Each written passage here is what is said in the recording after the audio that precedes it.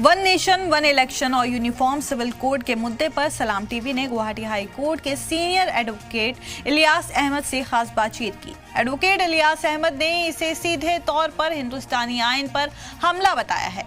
उनका कहना है कि अगर पूरे मुल्क में एक साथ इंतखाबात कराए जाते हैं तो इससे रियासतों की खुद मुख्तारी पर असर पड़ेगा और पार्लियामेंट का दबाव रियासतों पर बढ़ेगा, जो जमहूरियत के बुनियादी उसूलों के खिलाफ है। इससे न सिर्फ रियासतें के हुकूक मुतासिर होंगे बल्कि आइन की खिलाफ वर्जी हो सकती है।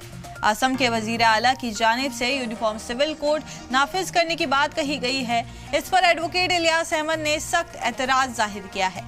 उनका कहना है कि हिंदुस्तान एक कसीर मज़ाहिब मुल्क है, अपने अपने रिवाज के साथ जिंदगी गुजारते हैं और यही इसकी असली खूबसूरती है। यूनिफॉर्म सिविल कोड सिर्फ एक तबके को ही नहीं बल्कि कबायली समाज समेत कई तबकात को मुतासिर कर सकता है और उनकी रिवायती हुकूक पर असर डाल सकता है। हम आज बातचीत करने आए हैं गुवाहाटी हाई कोर्ट के एडवोकेट इलियास अहमद से। वन नेशन वन इलेक्शन जो होने जा रहा है उस पर भी हम करेंगे बातचीत कि इसका नुकसान क्या होगा या फ़ायदा। साथ ही साथ और भी जो असम में मुसलमानों पर जो टेंशन है उस पर भी हम बातचीत करेंगे।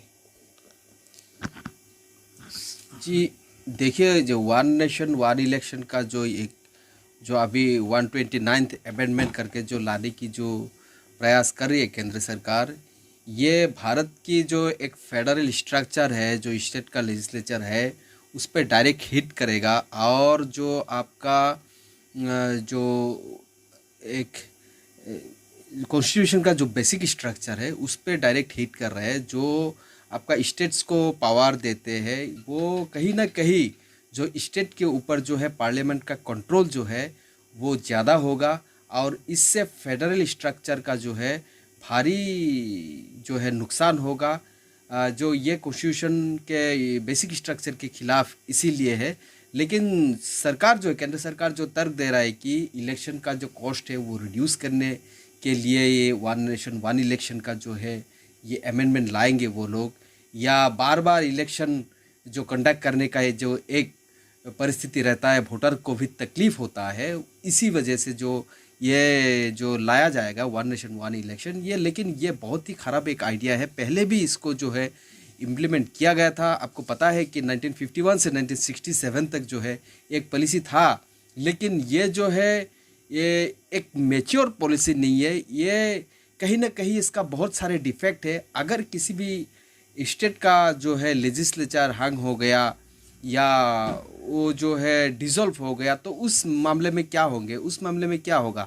तो अगर लोकसभा के साथ एक साथ जो है इलेक्शन कराएंगे तो बहुत इसमें एक ये है आपका डिफेक्ट है या आपका बहुत जो खमियाजा एक हो सकता है। कैसे कि अगर किसी भी एक स्टेट का जो आपका लीजिए लेजिस्लेचर डिसॉल्व हो गया तो उस मामले में क्या होगा, डायरेक्ट जो है आपका जो राष्ट्रपति शासन के बराबर उस स्टेट में जो है लागू हो जाएगा।